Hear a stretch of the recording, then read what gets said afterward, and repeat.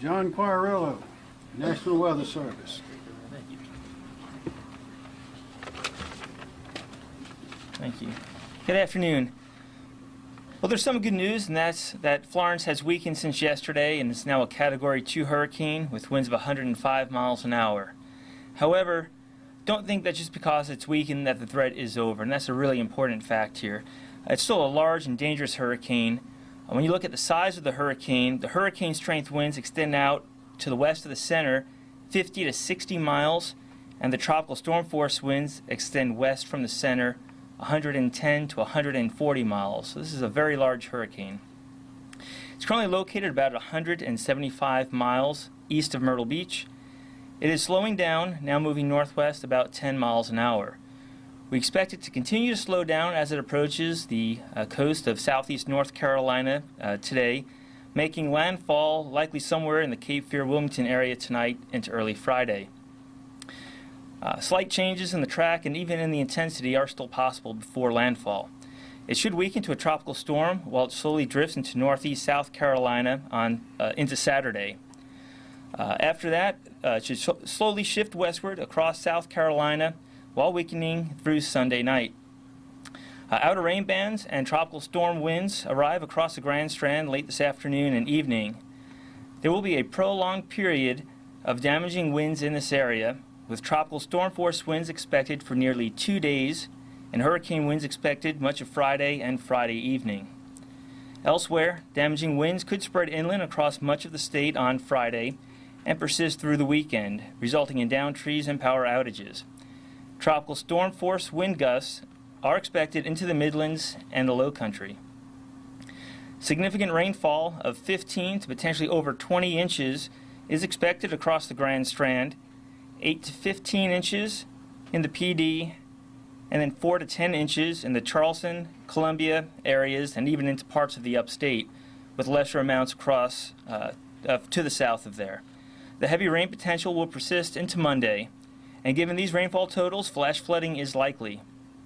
These rainfall amounts will also result in significant river flooding, especially in the PD Basin, through next week.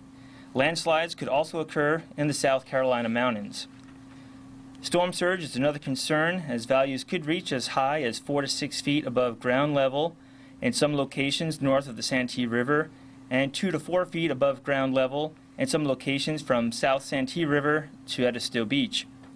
A threat of isolated tornadoes also exists as Florence shifts across the state.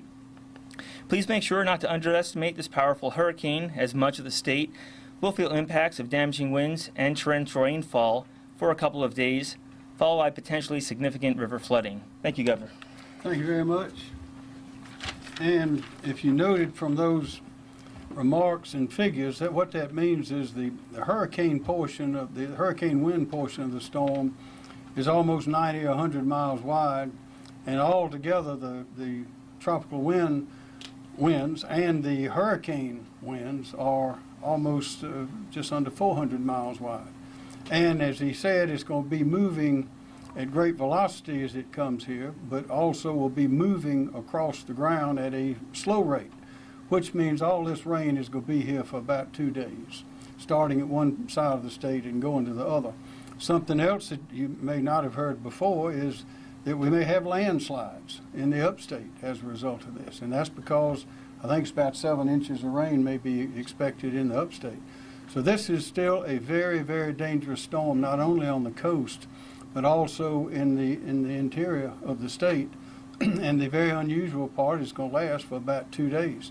So that means that we're going to have to be patient, because as we leave our homes, and we've now had over 421 people that we've counted, 421,000 that have actually evacuated, and we expect more.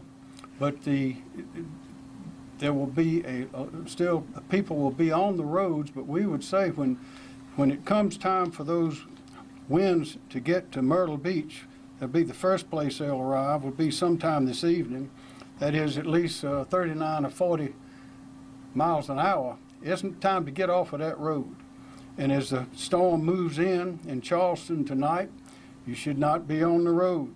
And when it gets down to Beaufort sometime tomorrow, you should not be on the road. So if you're going to leave, and you should leave, If you have not left these evacuation zones, you should leave now, because time is running out.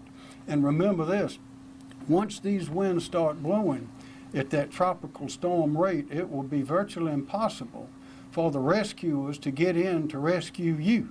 So they will be leaving, just like the others, because it'll be highly dangerous to be there.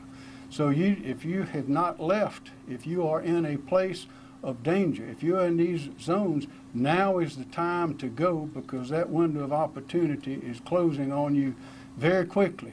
And if you stay in those zones, when the bridges may be overrun, there may be debris on bridges, there will be electrical lines will be down, possibly all over the state. There will be roads that will be closed because of trees across the roads. Some of the roads will be washed out. It will be very difficult for people to get in to fix those things until the winds have gone, the rain has subsided, and even then it will take days to do it. And the first responders will be the first ones to go in. They'll have to be cutting trees and trying to put up the power lines. So for those people, whether you are in those areas or you are outside of those areas, you should plan to be patient, because you may not be leaving wherever you are for several days. It may take a week. It may take 2 or 3 days. We don't know. But we know that things will not be normal for many days. Highway 501 is now going in both directions as of noon today. I-26 will be going in both directions as of 6 o'clock p.m. today. But of course, we don't expect many people to be going into the area except first responders and those who are still setting up. As I mentioned, power will be out for a long time. Think about what you need for power. If you have a cell phone, it's not going to last the length of time that it's going to take to get through this storm without being repowered. So you need to have an extra battery or some place to go that has plenty of power. I mentioned the trees are going to be down on the roads. The power lines are going to be down on the roads. Don't drive your car into a standing water on a road. There may be no road underneath that standing water.